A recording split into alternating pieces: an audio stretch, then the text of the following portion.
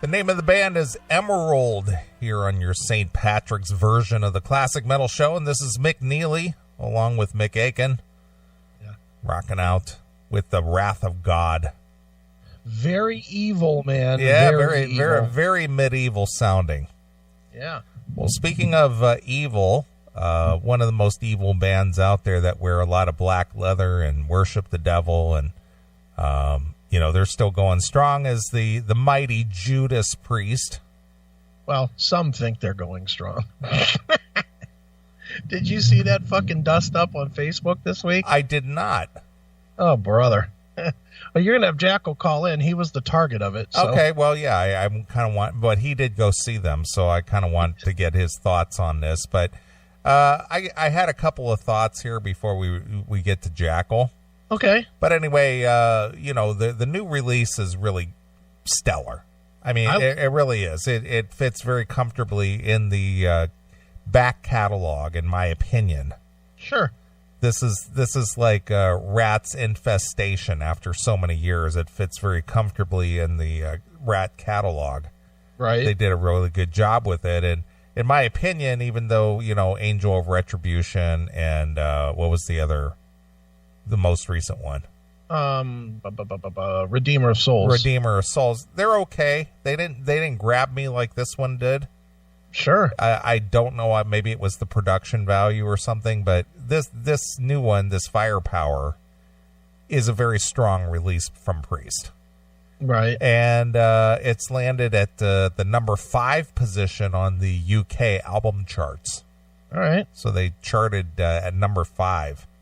That's not bad. And let's see here. This is the band's highest ranking and first time in the top 10 since British Steel. Wow. Reached number 4 in 1980. No kidding. So wow. It's been that long. Been a little bit. I'm surprised that Redeemer of Souls didn't debut higher. It's not a great album, but I would have thought that just the interest in Priest would have put it higher. Elsewhere, Firepower has become Priest's first ever number 1 in Sweden. Well. While in the U.S., the album is expected to enter the Billboard 200 at number 2. Well. Bested by former Talking Heads' David Byrne's American Utopia. Boy. So David Byrne beat out the Priest on the Billboard 200 chart?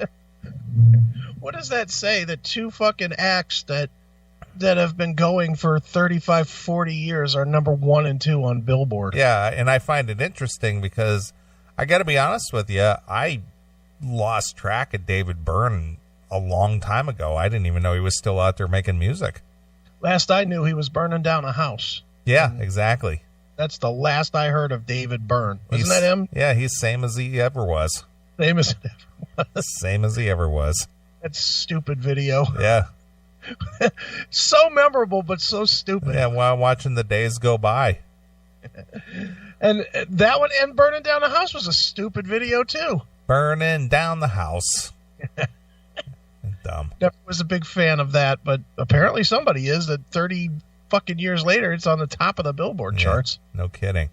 Wow. Well, anyway, getting back to Priest. Mm-hmm. So, since I bought the new car in November, and it comes with a year subscription of Sirius XM satellite radio. Okay. I've been taking advantage of listening to it because I haven't had XM in the car for years. Sure. Now, Are you using the word advantage loosely here? Because I've heard the programming is not very good. No, anymore. It's not very good. But, since it's there and it's available, I'll tune in. Right. So I was listening to the Boneyard, Ozzy's Boneyard. Yeah, Ozzy's Boneyard. Mm-hmm. And, the thing that I don't quite get with satellite radio, as is with any radio outlet, is with satellite radio being commercial-free, subscription-based, all this and that, I don't understand why they feel the need that they have to follow a playlist.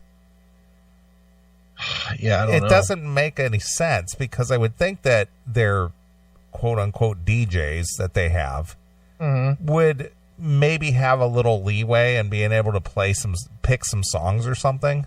Sure. But you know for a fact that they just go what's on the computer. Mm-hmm. And they just play the next one that's already pre-programmed and all that. Right. So I'm listening to The Boneyard on the way to work the other morning. Yeah. And the girl, what's her name? Samantha Guns or something like that? No idea. She's the morning DJ on there. Well, okay. Well, this is the day after Priest kicked off their current tour in Wilkes-Barre, Pennsylvania. Okay. And she's on there touting the the greatness of the new Priest Firepower release, as well as the reviews that their first live show got from the night before. Okay. And she's going on, Priest has got this new release. It's out now. It's Firepower. It's getting rave reviews. It's back to the, the traditional sound. It's reminiscent of some of their older stuff. It's well produced, getting fan rave reviews.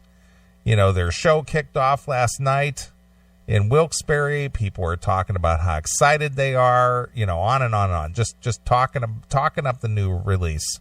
Right. Go out and get it. It's a fantastic release. Right. Now here's some Priest. Yeah. You got another thing coming. It's like, why did you talk this up so much, but then you won't even play a song from it?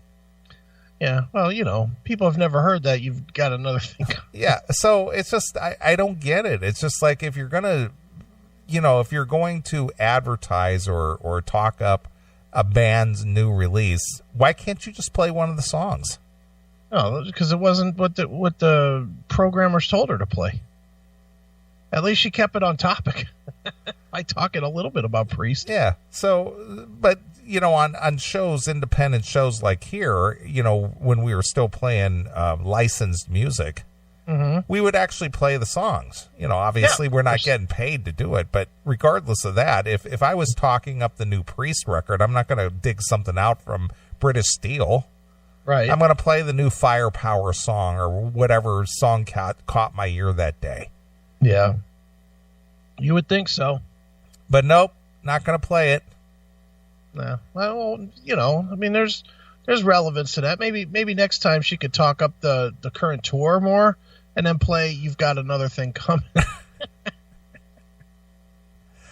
So lame. Yeah, it's just dumb.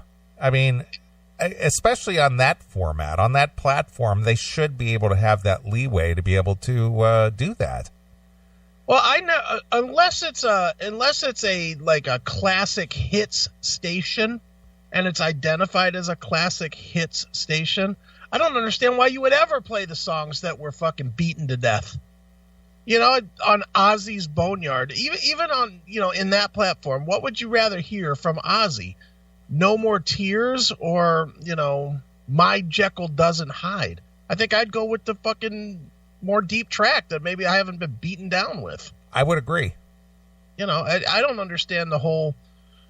Even when I had XM, and you remember, I was like one of the very first guys on with XM. Yeah, but they had great programming then. Yeah, but once they specifically wrecked the Boneyard. I used to love the Boneyard, and then when they made it Ozzy's Boneyard, it fucking really once Sirius took over, they wrecked all the music channels. Because when XM started, XM had some great fucking channels. And I used to listen to a bunch of different shit on XM. And then after the merger, it was over. The merger came in and they became fucking corporate radio that you were paying for. It was like, fuck you. Done. And then once O&A fucking were done, so was I. So it was just over. Yeah. Hail and Kill Caller, you're on the air. Neely, Chris, it's Alan McLaren from Winnipeg, Manitoba. I'm one of Chris's Facebook fans. I'm the Rival Sons guy. I'm the one that, Neely, when you're on Twitter, I'm the one that gives you all the, with ranking the bands and all that. How are you guys doing today? We're good. How are you? What's on your mind tonight?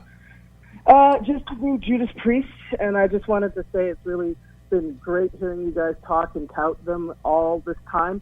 I was on the Facebook Judas Priest Facebook message board, and I was wanting to know what you guys think about Rob Halford using a teleprompter. Are you aware of this, Chris? I wasn't aware of this. I'm aware of it. Yeah, I'm good with that. You know what? These guys are old.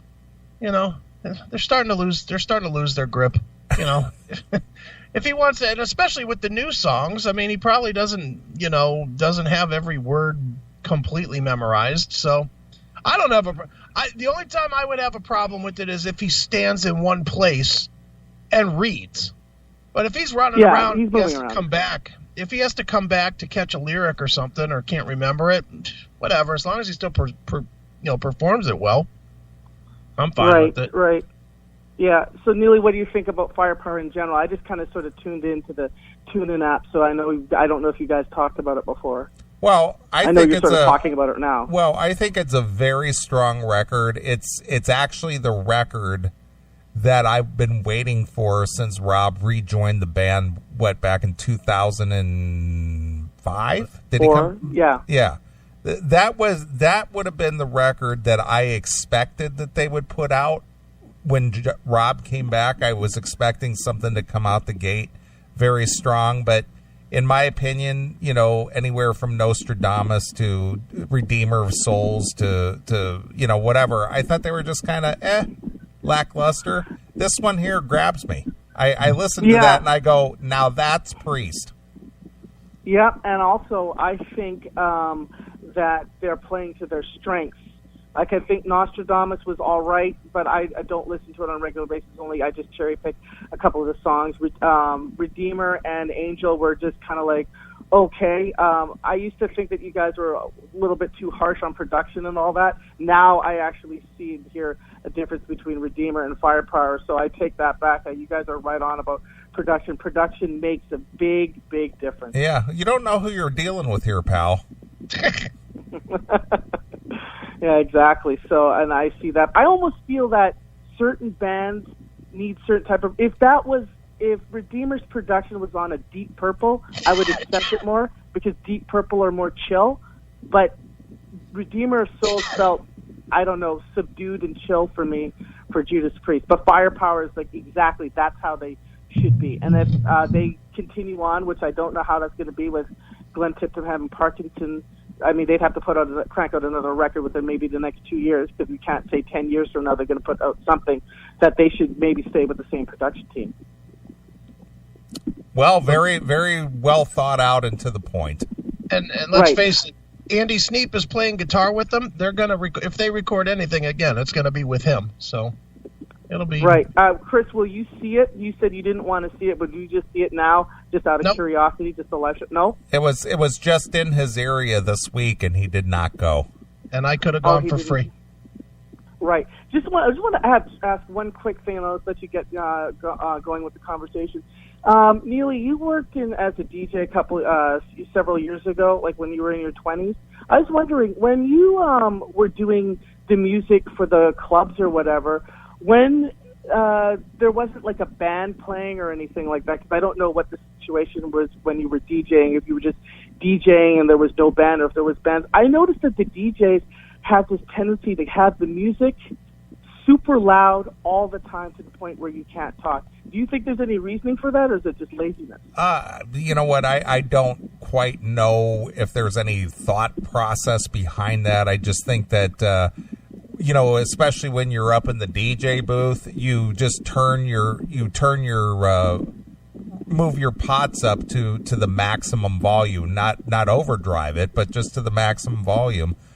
I don't know. When I DJ'd in the club, I was a rock DJ, so I played a lot of the classic rock and metal stuff. I was playing stuff like Tesla and Whitesnake and Dokken and The Cult and AC/DC, and the majority of the people that came into the club during those nights were the blue-collar people, so they were just in there to drink their beers and rock out, I didn't really do much of the dance music stuff, but I agree that the dance clubs, they usually have the music so loud you can't even hear yourself.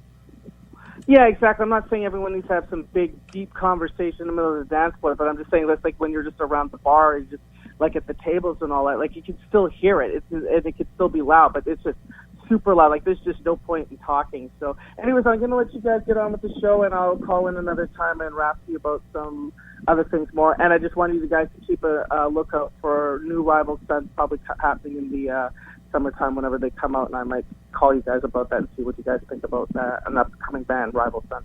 Take care, hail and kill. Bye bye. In and out, right to the point, gone. I'm good with that call. Yeah, he doesn't drag it out. No manager needed. And you're a Rival Sons fan. I am. I like them a lot. I know you do. Yep. So, but anyway, I like the new firepower. I just wish that there were some, not that anybody really depends on it, but it'd be nice if a commercial outlet would actually give it some just due. Yeah. And, to expound on his question, I did have a chance to go see it. I think it was Thursday, and I just didn't go. It's like, I don't want to see that combination of Richie Faulkner and Andy Sneap. Sure. I just don't. The last couple of times I saw Priest, they were okay. But, and it was the last one, though, was with Tipton and Faulkner, and I didn't like it as much. I missed the classic days. I'm good. I don't need to see it anymore. Right. I've seen it enough. And Jackal, you can call in now because since you did go to the Cavelli Center and go see the show, I want to get your thoughts. I know you're a Priest fanboy, but regardless of that, when you're talking about basically, for all intents and purposes, if you want to talk about only two original members of Priest. Only one. Just Ian Hill.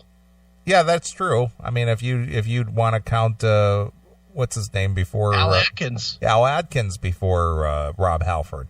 Yeah, Ian Hill's the only guy that's been there from start to finish. That is true. All right, Jackal.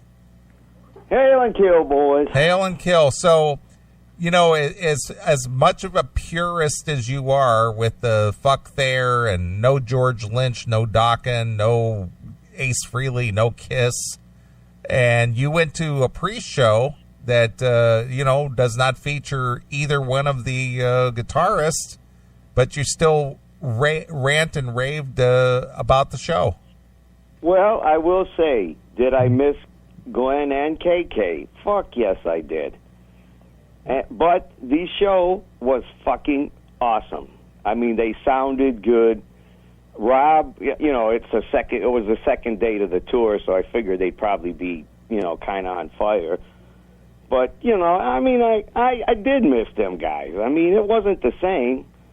And probably this will be my last time seeing them. I didn't go out quite like I wanted to, but it was a good show. Now, what was so good about it? Was it the set list, performance? Was it did they have good production, or what's the deal? What stood out for you? It was all good. The set list was phenomenal. I will say that.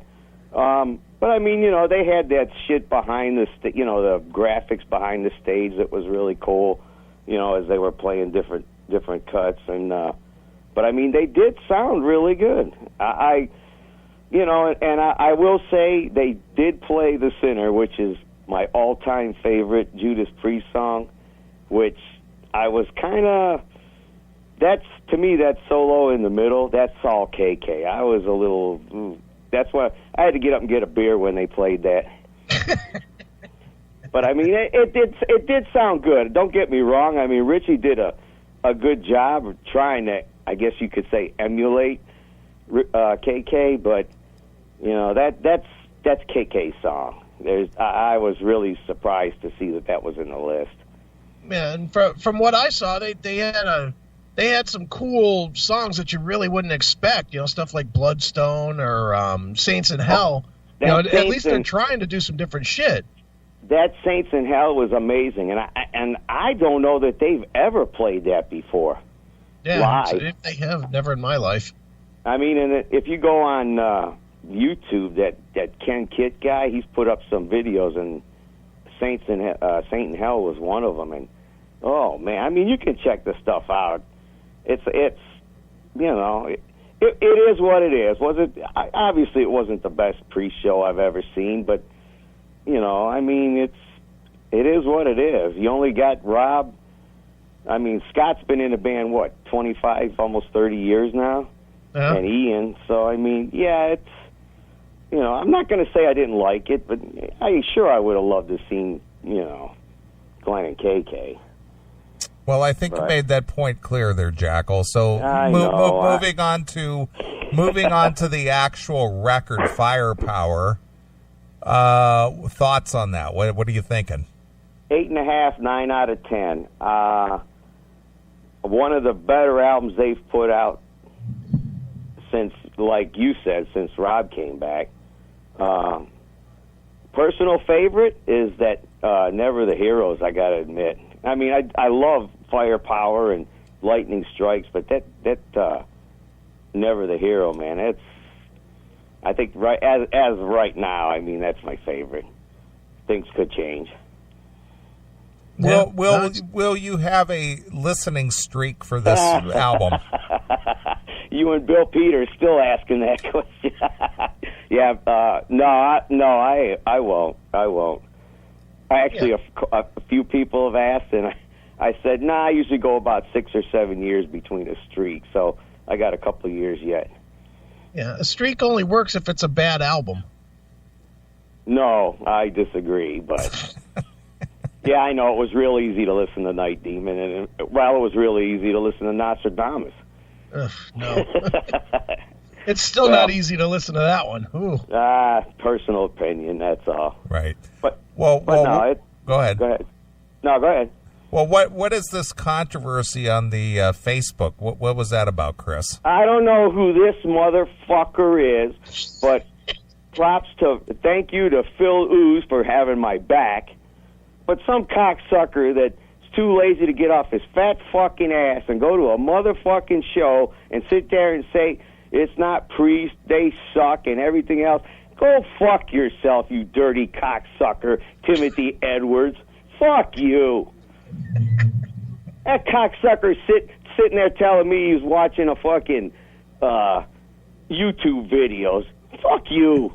Get your ass on and go spend fucking $60 or $70 and go see the motherfuckers, man. God damn it.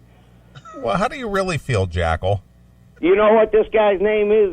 That Timothy Edwards, a.k.a. fucking Moogle.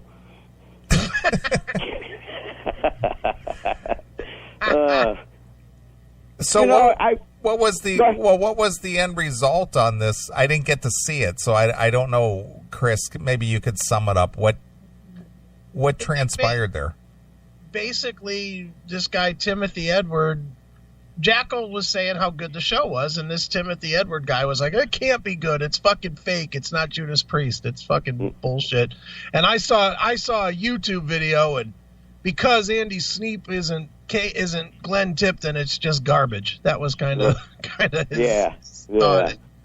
And then he started directly attacking Jackal. So yeah, we went back and forth a couple times, and then I said, you know what? Fuck you. You weren't there. End of story. I'm not getting in a pissing contest with you. And I haven't said nothing about it since. But some motherfucker is going to pull that shit with me. Fuck you, motherfucker. Get your ass over here. You want to go? Cocksucker. And you can experience this fun in the Classic Metal Show group. Yeah, right. But yeah, it's fuck him, man. You know what? He said, because he said something about he could just sit in front of his TV and watch, fucking the Screaming for Vengeance tour over and over. Well, fucking do it, you lazy piece of shit. Fuck you. Come on, talk shit to me. Fuck you. Well, our last caller asked a question about our thoughts on Rob Halford using the aid of a teleprompter. Any thoughts on that for you, Jackal? I think I kind of agree with Chris. I mean, what the fuck? The guy's, going to be 70, or he is 70? I mean, you get forgetful sometimes, I guess. I mean, fuck, I do it, and I'm going to be 59, so, But Rob was very energetic on the stage? Oh yeah, he was back and forth. You know, kind of like the British Steel tour in '09. Yeah. Back and forth, fucking, you know, not just standing there rocking. I mean, he was all over the stage, you know. Excellent performance. I mean, it really was. It didn't appear from the videos that I saw like he's wearing the 300-pound coat this year. Did he ditch that? Yeah, he more or less had his little leather jacket on, and I think he changed outfits maybe 3 times. I don't know. It wasn't, you know, and then, of course, when they did Hellbent for Leather with the bike, you know, he had his little hat on and all that other shit, but, you know. I didn't see that big coat, no. Because, man, I mean, there were a few times when I saw them play in the last 10 years where, especially when they would play Metal God, and he would come out in that big coat, and it was like, dude, you know, I don't even know that I can pick that fucking coat up, and he's out there trying to walk around with this coat on, was weighing him down. I was going to say, that's exactly what I was going to say. It must weigh fucking 200 pounds, and maybe that's why he's got a bad back. Who knows? Why he's out of breath when he's singing the songs, because he's lugging around 200 pounds of coat. Right. Yeah, I hear you, brother. I hear you. But, yeah, you know what? Everybody I've talked to that was there, I mean, and people I don't even, you know, that I just met there said, man, they really sounded good. I said, you know, I thought so, too. I mean, I went with a little bit of, you know, maybe this ain't going to be so good, but it was a good show. You know, so I enjoyed it. More than likely, it's probably the last time I'm going to see him. So, although a buddy of mine's got an extra ticket, said you want to go to Detroit next Saturday. I might go to. I don't know. It's probably not, but the tempting is there. All right. Well, while you're on the phone, talk about the other show that you saw last night too, because I'm hearing. And I'll be honest, when I first heard that this thing was announced, I thought it was a stupid gimmick. And now that seeing the reviews, I'm thinking that this, from what I'm hearing, this Michael Schenker Fest is fucking like the best tour he's ever done. Dude, it was amazing. I was totally, and I'll be honest with you, I wasn't going to go see Schenker until I had heard that it was, because I've seen him with UFO clear back in the 70s to you know, solo probably 8 times. But as soon as I heard it was going to be, you know, with all these singers, I thought, well, I got to go to this. And I only paid $10 for a ticket, so I couldn't resist. Yeah. But he fucking came on. They played 2 hours and like 40 minutes nonstop. And it was amazing. It was amazing. Best show I've seen with him, you know, and obviously because of all the singers being there, but it was just so, you know, I've never seen a show 2 hours and 40 minutes beside Metallica. Right. And, you know, they did like, each singer came on and did like 3 or 4 songs, and then they would do an instrumental, and then another singer would come out and do 3 or 4 songs, and then, you know, they all came out and did new songs from the new album, that Schenker Fest Resurrection, and he closed with like 5 UFO songs though, and the various singers each sang, and then they all came out and did. Some of them even did just certain verses. But I have to say that was amazing. That was one of the best shows I've ever seen. Now, where was this? This was in the big theater at the Agora. Wow. Okay. And how did Robin McCauley sound? You know what? We were taking a poll after the show. In fact, Bill started one on his fucking Facebook page. But we were talking about it after the show. I thought McCauley sounded the best, with the exception, you know, Doogie White is still younger, so he still sounds pretty good. But I thought McCauley was fucking awesome. And I'll admit, I'm a fan of like the first 2 with Gary Barden, and he didn't sound bad, but McCauley came out and fucking sang the higher notes or verse on some of the Barden stuff, because you could kind of tell Barden was struggling a little bit. And Graham Bonnet was awesome though. I will say that he was probably the second best out of the 4. Right. But they did the songs were great. The new stuff, I love that new album. It was fucking Shanker's God, man. I don't care what anybody says. Blackmore's still my number 1, but goddamn fucking Shanker is like right behind him. Right.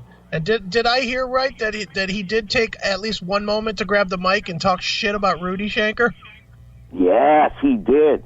Because they did one of the instrumentals they did was Coast to Coast, and he goes, and I gave this song to my brother Rudy and the Scorpions, and he didn't sound very nice when he said it. Wow. But, okay. Yeah, I don't know. I read a few weeks ago they got a bashing between each other going. I don't know what the fuck's going on with them two. But yeah, I was. It's been a busy week, but it's been a fun week, I will say. Well, it sounds like you got to see some pretty good shows this week, huh? Yes. I definitely, would I like, you know my thing with Priest, but yeah. And not being a fanboy, because, I am, but, no, I will say that it sounded really good. The sound was really good. So, I mean, it was enjoyable. I don't know what Rob's going to sound like on the 32nd show of the tour, but he sure sounded damn good Thursday night. Nice. Well, good for you. Well, look at you still going out to shows, hitting the tour circuits. Yeah, plus I had quite a bit to drink that night, too, because I wasn't driving. And I haven't done that in a long time. It was easier to listen to The Sinner, let's put it that way, with a few in me. But yeah, and I'll be honest, I'm getting more selective with shows. It's like Alice Cooper, I've seen 17 times or 18 times. I'm not going to see him anymore. Not unless he does something with the original band, and I think that's already way past when it should have been happened. Well, didn't somebody already die from the original band? Yeah, the one guitar player died in '97, Glenn, but he's been getting together with Neil, Dennis, and Michael for the last couple of years. But they've only been coming out and doing he plays the whole show with his regular band, and they come out and do like a half hour with him at the end. And I was too young to see it back in '73, so I kind of would like to see it. But I'd rather see the whole set, and I don't know if they'll do it or not. Who knows? So. I mean, he's still good live, though, isn't he? Yeah, but I mean, if I hear that fucking Poison song one more time, I'm going to fucking puke. God. I'm just getting more, some of the bands that I've seen a zillion, like Saxon opened up for Priest, and they were fucking great. But how many times I've seen Saxon in the last fucking 4 years? I've seen them 4 or 5 times, plus God knows, back in the day. And I'll admit, I love Saxon, but has their newer stuff done anything for me? The last 5 albums? Not really. No. I love the classic stuff, and they still play it, but, it's right. just, you get to a point where okay, that's enough. You want to see them one more time because they're all fucking old bastards like me anyhow, so this could be the last time, so, I kind of wanted to, kind of was glad to see him, but, would I see him again? Maybe not. Nah, I'm with you. Dude, I barely go to any shows anymore because I don't have the desire. Yeah, well, I don't have the desire for now, Shankerfest I might have probably enjoyed because it was in the big room. Yeah, where I could have what? got a seat and sat the down. Upstairs, that's what I did. The upstairs was open because they took all the seats out of the bottom. They took those tables out for this show, but they had the balcony open. I went up and sat in the fucking balcony, man. I ain't standing for this shit anymore. Yeah. I don't. The only band I stand for nowadays is fucking Night Demon because I'm right up against the stage. That's about it. But, dude, and that's it. I mean, going to see an old band and we're a bunch of old fucks, I'll just say it the way it is. putting 4 to 6 hours on my knees on fucking asphalt, fuck you. I'd rather stay home. I agree. I agree with you. I totally agree with you. You know, and I'm on my fucking feet so much at work. It's like I want to sit down at a show now. I'm not that age where I want to stand up the whole fucking show anymore. Yeah. If I'm not moshing, I don't want to be on my feet at all. I'd rather just sit.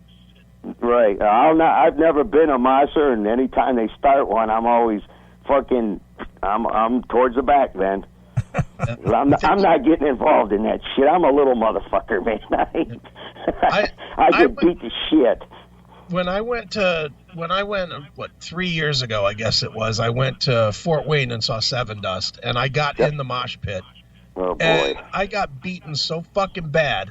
And, I mean, I thought I broke my leg at one point. My whole goddamn leg was black from just bruises from hitting the floor.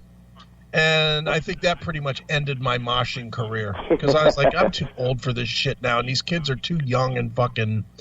You know, they got a lot of years on me to where the beating from them is fucking wearing me out now. So, right, I think I'm done with well, the you know mosh what? pit. When I grew up, though, you know, I grew up on, well, I guess you call it classic rock now, but they didn't have moshing back then. It was all kind of like head banging or, you know, fucking grooving type shit. You know, so they didn't. So I was really never a mosher. And when they start that shit, I fucking just kindly step off somewhere else. But most of the time, I'm towards the back or, you know, upstairs or something like that. Yeah, I think I'm over it too. You know, it was fun while it lasted. It was great that I was in my mid-20s in the heyday of Pantera and Metallica and those types of bands, but Sepultura and whatnot. But now, even a band like Sepultura or something, give me a fucking share. I don't care if that makes me a little pussy. You know, I hear you, brother. I don't care. Call me a pussy, but I'd rather sit down now. I don't give a fuck. I'm getting close to that fucking 60, man. I don't want to. You know, it's cool that I still love to go to this shit, but I can't take it like I used to. Yeah. You know, fucking bones start feeling it now. All right, Jackal. Anything else? No, I think that'll do it. And again, thank you, Phil, for fucking having my back with that cocksucker, a.k.a. Moogle. But I'm good. All right, Jackal. All right, boys. Hail and kill, hand job, and fuck Data. There he goes. There's Jackal. Yeah. So he got to catch a couple of shows this week. Yeah, I mean, I saw the reviews from that Shanker Fest, and I was like, man, you know, I couldn't wrap my head around. And I mean, even when I talked to Michael, a month ago or whenever that was, right? You know, he was explaining it to me, and I was like, all right, it sounded like, okay, to me, and this is me only because I'm not the biggest Shanker guy in the world. I don't hate his music, but I never really was. I still don't hear that fucking whatever it is that everybody else hears that makes them think that he's so legendary. Mm-hmm. But, you know, when I heard that he was doing Michael Shanker Fest, I was like, Jesus, big ego much? You know, that was my first fucking thought was, wow. You know, that's a huge ego. But now from the reviews that I've seen, it's just this amazing show. I'm that's one I actually regret kind of skipping on. But yeah. Well, I've always been a fan of the Macaulay Shanker era. Sure. You know, that's my favorite era of Michael Shanker. I mean, I like the other stuff too, but, you know, if I'm going to listen to anything that's Michael Shanker related, you know, I'll listen to a Macaulay Shanker CD. Yeah, I mean, I always Save Yourself is my go-to from MSG, and we'll just call it MSG because whatever label you want to call it, that's my go-to of the MSG is Save Yourself, and I know that that's not the purest approach. The purest people want MSG1 is usually their go-to record, but you know, I'm with you. I like Robin, and Robin's I mean, we both know him, you know, outside of you know, music guy, I guess. Mm-hmm. And super, super cool guy as well. Very nice, very friendly. Yeah, and that makes it easier to support what he's doing. The fact that he's not a dick. You know, so. But good on them, man. It's cool that that's happening. And wow, that's a nice show. 2.5, 2:45. That's a long show. Mm-hmm. Long, good show. Solid. Yeah.